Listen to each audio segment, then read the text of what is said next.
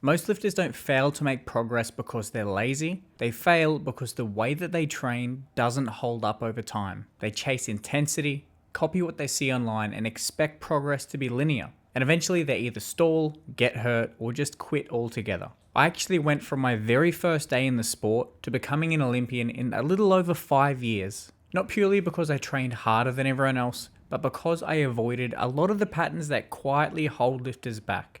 What I want to do here is break down those recurring mistakes I see stop people from making long-term progress in weightlifting. And with that, the lessons that I've learned the hard way along the way.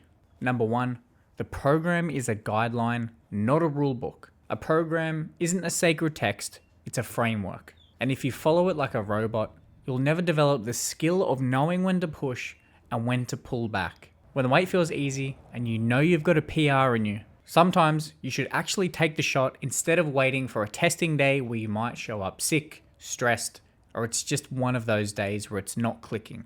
The real skill is knowing when to strike when the iron's hot and to know when today is just not the day to push it. Now, from my personal experience and commonly among all lifters, we know when to go heavy, but we also know to go heavy when we should not be. Stacking misses, killing our confidence, and ultimately stalling at progress. And this somewhat leads to the next lesson, which is you need to earn your heavy days. You don't want to walk into the gym like you're walking into a casino, trying to roll the dice every session until you hit a PR, leaving a trail of misses behind you. That style of training can pay off short term, but it kills momentum and builds a toxic habit of just going to max being your default. Heavy days should be a result of solid training, not just a random event. You stack good volume, good technical foundations, and let the PRs be a byproduct. Now, once upon a time, when I was training 11 sessions a week, to end my week of training, I would end with a max out Friday. And this went on for months. It started out great. I was hitting PRs until I didn't. And instead of pulling back, all I did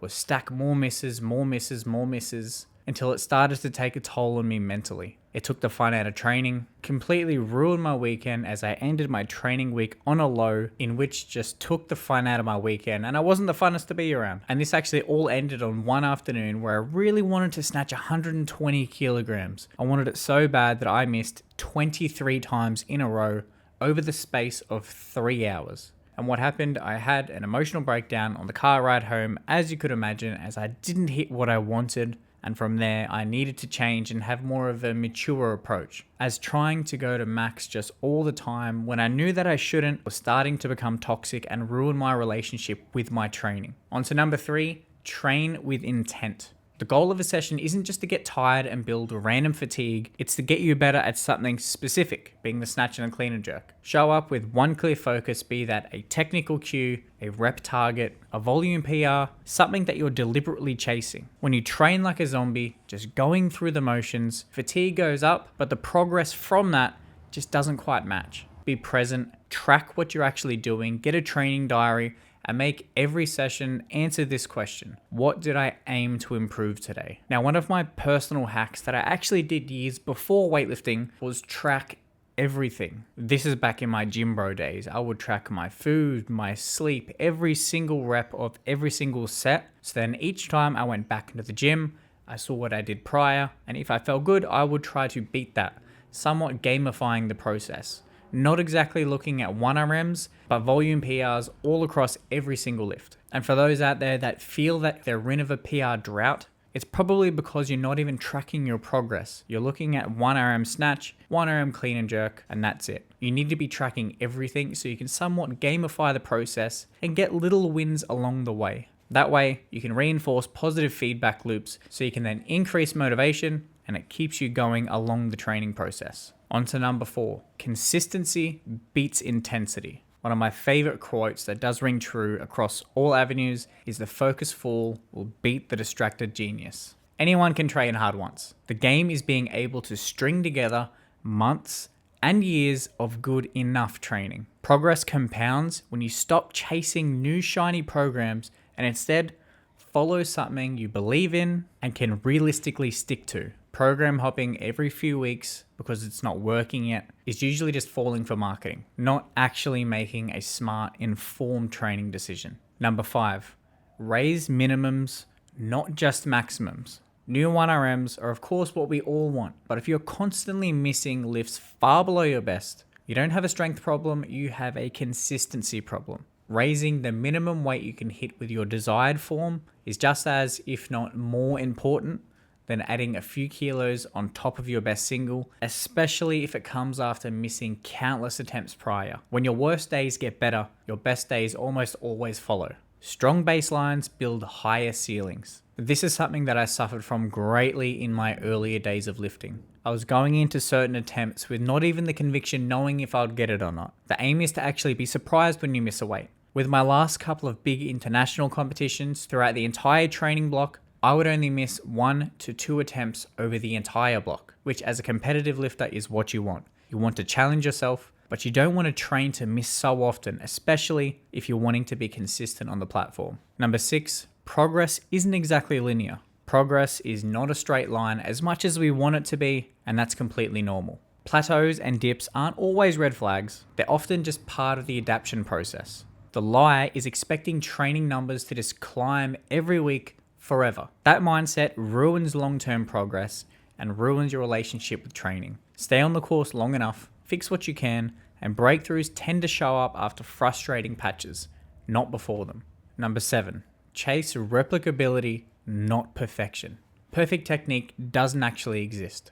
It's a moving target we use as a direction, not a finish line. Refining your lifts are important, but obsessing over perfection often just creates frustration and stalls real progress. What really matters is technique that holds up under fatigue and pressure, so you can actually reproduce your lifts on demand, particularly in the harder competition. You'll see that plenty of elite lifters you see online have quirks we would never coach into a beginner, but they don't succeed because of those flaws. They succeed because they can repeat their way of lifting almost every time. Number 8. Staying injury-free is a skill. Staying injury-free isn't luck. It's a skill of knowing when to intervene when something doesn't feel quite right. Longevity is actually the aim of the game. If you want a long career, you need to have judgment around when to push and when to back off. You'll never be pain-free all the time, especially if you're pushing to be your best. The real key is catching issues early instead of ignoring them until they cannot be ignored any longer and stop you in your tracks completely. It's better to put out a match with a drop of water now than have to call the figurative fire brigade months later. Number 9, confidence is forged through competition and backed by training. Training builds the base, the consistency, and the capacity to perform. Competition then throws you into the fire.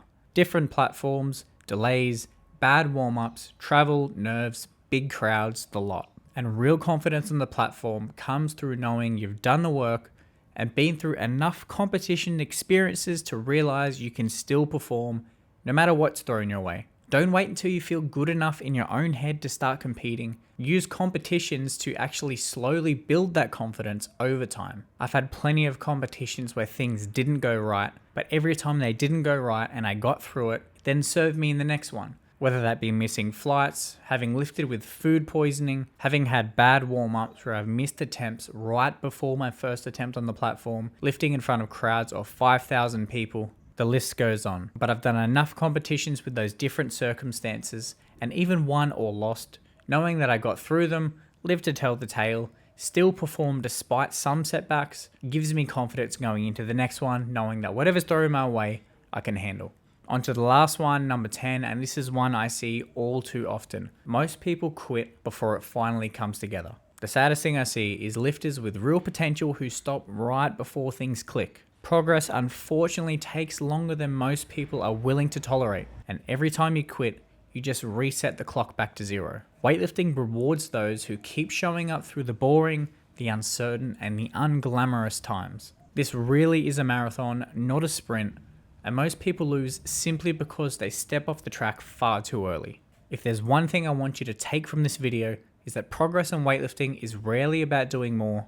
It's about doing fewer things consistently for longer than most people are willing to do.